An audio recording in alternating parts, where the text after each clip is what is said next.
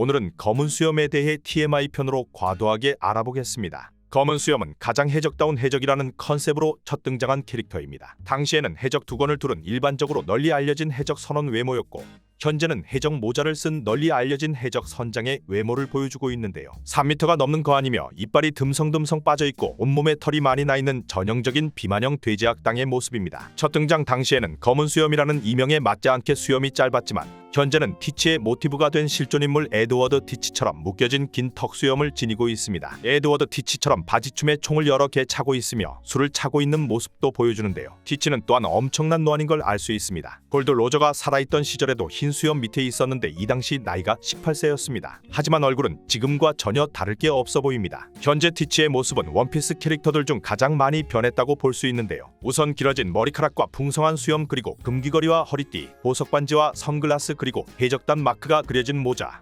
노란 털망토, 고풍스런 제복 등 다른 원피스 캐릭터들과는 다르게 굉장히 풍성하고 화려합니다. 멋들어지게 진정한 해적다운 모습으로 바뀌어 사황다운 모습으로 변하였습니다. 운명론자, 운명을 믿는 것인지 티치는 항상 이런 말을 하였는데요. 이것도 운명 아니겠느냐 라는 말을 입에 달고 살며 굉장히 긍정적인 성격입니다. 이러한 성향은 동료인 반오거와 도쿠큐도 가지고 있으며, 이 때문에 계획이 도중에 안 좋은 방향으로 틀어져도 불평불만을 하기는커녕 호탕하게 웃으며 계획을 즉석에서 수정하는 모습을 보여줍니다. 실력이 있어서 이런 운도 따라오는 것이지 실력마저 형편없었다면 진작 죽었을 거로 생각이 되네요. 이런 운명론자와 낙천적인 성격은 어찌 보면 티치라는 인물의 가장 무서운 점인데요. 실패를 맛보고 호되게 당하면 거기서 절망하고 포기하는 게 아니라 뭐 살다 보면 그럴 수도 있지 하고 새 계획을 짜 수단과 방법을 가리지 않고 자신이 원하던 바를 끝끝내 이루고야만 하는 진취적인 모습을 보이기 때문입니다. 하지만 흰수염과 싸움 장면에서 진짜 죽을 위기에 처하면 급속도로 찌질해지는 모습을 보이기도 하였습니다. 야심가, 티치는 아시다시피 굉장한 야심가입니다. 자신의 필요에 따라 수십 년을 함께한 동료를 살해한 배신자이자 자신을 아들로 거두어준 양아버지를 자신의 동료들과 함께 쏴 죽여버린 페르나인데요. 티치가 전 동료인 사치를 죽이지 않았으면 루피의 형 에이스가 그를 뒤쫓다가 패배해서 해군에 잡힐 일도, 해군 대장 아카이노에게 죽을 일도 없었으며, 동시에 흰수염 역시 죽을 일도 없었을 것입니다. 자신의 야망을 이루기 위한 선택으로 정상전쟁을 발생시킨 인물이며, 흰수염 해적단 해체의 근본적인 원인을 제공한 인물입니다. 다소 무식하게 생긴 티치는 멍청한 모습을 보이기는커녕 대단히 교활하고 영리하며, 목표를 달성하기 위해서라면 수십 년 동안 기다릴 정도의 엄청난 인내심도 가지고 있습니다. 그러다가 때가 오면 몸을 사리지 않고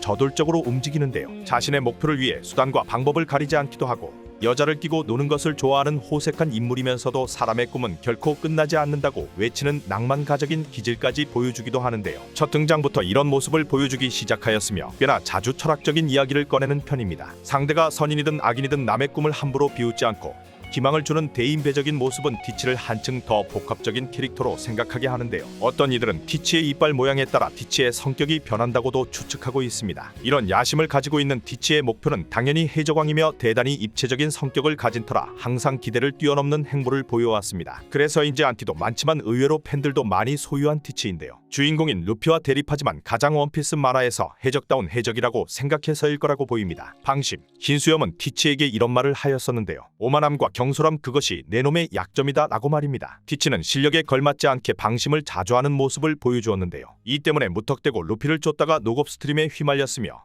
에이스와 싸울 때는 한눈 팔다가 불주먹에 맞거나 마젤란과 독대했을 때는 자기 소개를 하다가 히드라 한 방에 일당 모두 전멸하였습니다. 정상결전에서는 마린포드나 침몰시킬까 하며 허세를 부리다가 생고쿠의 충격파를 맞고 나가떨어졌습니다. 흰수염 에드워드 뉴게이트와 싸울 때는 타인의 능력을 봉인하는 어둠 열매 능력에 심취해 있다가 흰수염 공격에 정통으로 맞고 흰수염에게 아들을 진짜 죽일 셈이냐고 헛소리를 하였었습니다. 강자에게도 많이 맞고 약자에게도 많이 맞는 특이한 캐릭터네요. 원피스에서는 강자들은 약자에게 맞지 않고 압도를 하는 모습을 보여주는데요. 티치는 그 반대로 샹크스나 흰수염 같은 바다의 패자들이나 에이스 같은 수준급 강자들을 상대로는 놀라운 전과를 보여주었습니다. 하지만 이들이라면 결코 허용하지 않을 약자들의 공격은 쉽게 허용해 고통을 받고 있는데요. 어둠 열매는 모든 걸 흡수하기 때문에 이런 방심을 하는 것일 수도 있겠네요. 카이도, 흰수염, 사카즈키, 드라큘, 미호크 등 대부분의 세계관 최상위권의 강자들이 무게감 있는 이미지와 카리스마를 구기지 않기 위해 가벼운 묘사는 극히 적은 모습인데요. 티치는 조금의 공격을 받아도 엄청난 엄살을 피우며 아파하거나 긴장 혹은 당황해서 식은 땀을 흘리는 묘사가 자주 나오는 걸 볼 수 있습니다. 다른 사왕이나 해군 대장 같은 최상위권 강자들과 비교해봤을 때 티치의 오만과 경솔함이 유독 돋보이는 건 사실입니다. 현재 사왕이 된 후에도 트라팔과 로에게 무작정 달려들다가 각성기에 크게 각혈을 입고 시작하였는데요. 제독이 큰 부상을 입었음에도 반오거가 전혀 당황하지 않은 채 대놓고 한숨을 쉬며 아무 생각 없이 달려드니까 맨날 그렇게 되는 거지 라고 지적할 정도로 해적단에서도 티치의 이런 모습은 익숙한 걸로 보입니다. 동료와의 관계. 예전부터 티치는 어디서 얻었는지 동료들과의 관계가 상당히 돈독한 걸 볼 수 있는데요. 특히 빅맘이나 카이도는 세력 내 절대적인 굴림을 통해 최고위 간부급조차도 상하 수직적 관계로 이 두 명의 비위를 거슬리게 하거나 가벼운 농담조차도 하기 힘든 분위기를 보여주는데요. 티치의 경우는 우스꽝스러운 장면이 연출됐을 때 부하들이 단체로 웃는 모습을 보여줍니다. 그리고 티치에게 이런저런 농담을 건네는 장면을 볼 수 있습니다. 루피와 비슷한 성격이지만 반대되는 사상을 가지고 있어 이런 모습을 보여주는 게 아닌가 생각됩니다. 사왕으로 군림한 이후부터는 제독으로서의 존중과 대우를 받고 있습니다. 하지만 최근 행콕과 싸움에서는 행콕이 자신이 죽으면 카타리나 데본과 바스코 샤색에 걸린 석화를 영원히 풀 수 없다고 말하자 티치는 동료를 두고 고민을 하였는데요. 행콕의 능력이 위험하다는 이유로 동료를 포기하고 행콕을 죽이려고 한 적이 있습니다. 이런 결단을 하는 것을 보면 확실히 동료보다는 자신의 이득을 우선시하는 것을 알 수 있네요. 루피라면 이런 생각을 하진 않았을 것입니다. 이형의 신체. 원피스에서는 악마의 열매를 2개 이상 먹으면 몸이 터져 죽게 되는 설정이 있습니다. 하지만 티치는 남들과 다른 이형의 몸을 가지고 있습니다. 자연계 어둠어둠 열매와 초인계 흔들흔들 열매의 능력을 둘 다 획득함과 동시에 멀쩡하게 살아남은 유일무이한 인물로 자리매김하였습니다. 이러한 사실은 마르코 등 과거부터 해적단에 몸담았던 가까운 인물들만 알고 있는데요. 티치 이형 몸에 대한 여러 추측들이 있습니다. 그 중에 하나로 세계의 두개골이 그려진 검은 수염 해적단의 졸리 로저를 보고 검은 수염은 사실 한 사람이 아니라 세 형제가 하나로 합쳐진 샴쌍둥이이며 그렇기에 악마의 열매를 여러 개 먹어도 살아남을 수 있는 것이 아니냐는 가설이 있습니다. 만약 이것이 사실이라면 티치가 죽은 흰 수염으로부터 능력을 빼앗기 전 동료들이 굳이 검은 천으로 그 모습을 가린 이유도 설명이 되겠네요. 또한 현재 그의 모습에서 검은 수염은 자신의 수염에 3개의 묶음을 만들었고 그의 허리춤엔 3개의 총자루가 있는데요. 잠을 자지 않는 이유도 혼잣말을 대화하듯 하는 이유도 설명이 되네요. 셋이서 돌아가며 불침번을 선다는 해석도 가능하며 게다가 우연일지는 모르나 티치는 작중에서 단 한 번도 맨머리를 드러낸 적이 없었습니다. 전부 모자 또는 두건으로 머리를 가리고 있었습니다. 때문에 저 안에 다른 형제의 머리가 붙어있지 않냐는 추측들도 있습니다. 다른 가설로는 우거우걱 열매의 선대 복용자로 인해 티치를 비롯한 3명이 먹혀 1명으로 합쳐져 버린 것이 아니냐는 얘기도 있습니다. 현 우거우걱 열매 능력자인 와포르가 있던 드럼섬을 티치가 침략하여